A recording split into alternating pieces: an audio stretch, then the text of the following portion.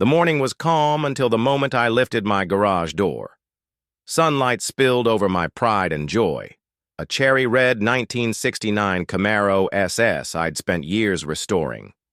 Before I could even admire the shine, a silver SUV screeched to a stop in front of my driveway. A woman I barely recognized leapt out, phone pressed to her ear, eyes locked on my car like she'd just spotted stolen treasure. Within minutes, sirens wailed in the distance. She claimed I'd stolen the very car I had poured my life into, saying she'd just bought it herself. What followed would expose more than a misunderstanding. It would reveal exactly who was welcome in this neighborhood and who wasn't.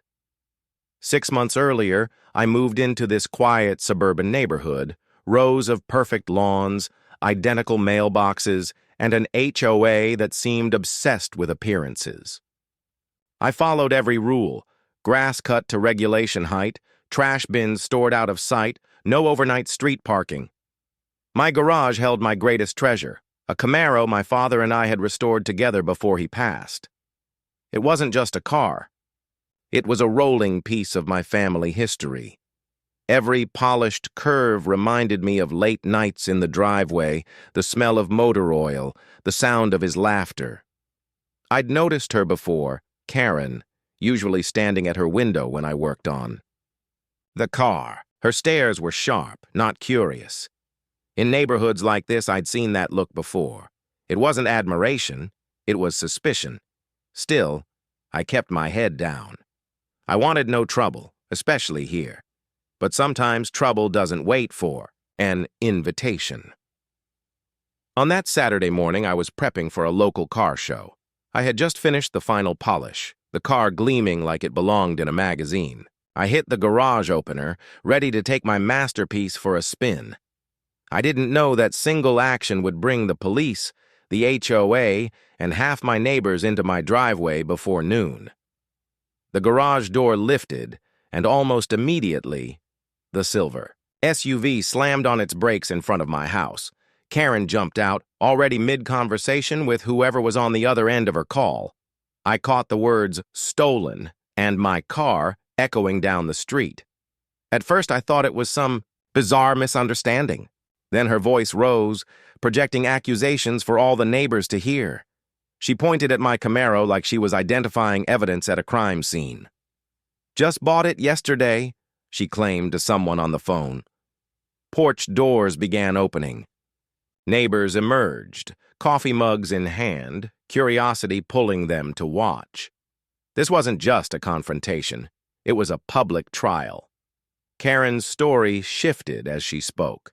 First, she said she purchased it from a dealership. Then she claimed it had been stolen overnight and tracked to my home.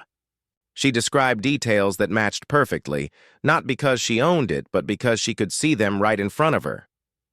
I stayed still, hands visible, my stomach sinking.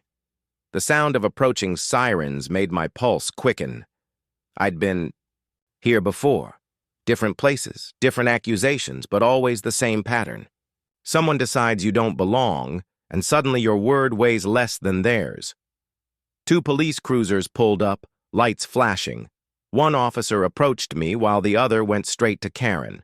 She gestured wildly toward the car, toward me, toward the garage. I could feel the weight of 100 unspoken judgments pressing in from all sides. The officer asked for identification and proof of ownership. I complied without hesitation. Registration, insurance, title, all in my name. My address, my signature. Karen, meanwhile, doubled down. She told the officer I had probably forged the documents. She called me dangerous, suspicious, and insisted my garage be searched for other stolen property. Her voice dripped with certainty, even without evidence. The neighbors weren't just watching. They were deciding. And I knew exactly how many of them were willing to give me the benefit of the doubt. The demand to search my garage was the moment everything sharpened. Karen stood there like she had every right to dictate what happened on my property. The officer examined my documents carefully. Everything matched perfectly. Still, Karen wouldn't let up. She repeated the claim that people like him could fake anything if they tried. That phrase hung in the air, heavier than all her other accusations. It was no longer about the car. It never was. It was about me. A black man in a neighborhood she didn't think I belonged in, owning something she couldn't imagine I had earned. The officer finally turned the questions on her. Could she produce her bill of sale? Proof of ownership? Even a receipt? She hesitated. Then came the truth. She hadn't actually bought the car. She'd seen a similar one online and assumed mine had to be it. That admission changed everything. The officer's tone shifted from polite questioning to formal warning. He explained the seriousness of filing a false report. Karen tried to backpedal, calling it a misunderstanding, but the damage was done. The flashing lights faded as the officers wrapped up. Karen left with a warning, her SUV pulling away faster than necessary. But the crowd of neighbors had already seen and heard enough to form their own conclusions. When the officers left, the street returned to its artificial calm. Neighbors retreated, pretending they hadn't been watching. My Camaro still sat in the driveway, but it no longer felt like a victory to display. It felt like a target. In the following days, the whispers began. Some avoided me entirely. Others gave me awkward nods, the kind that say, I'm not with them, but I'm not with you either. The HOA never mentioned the incident, but I noticed more frequent compliance checks on my property.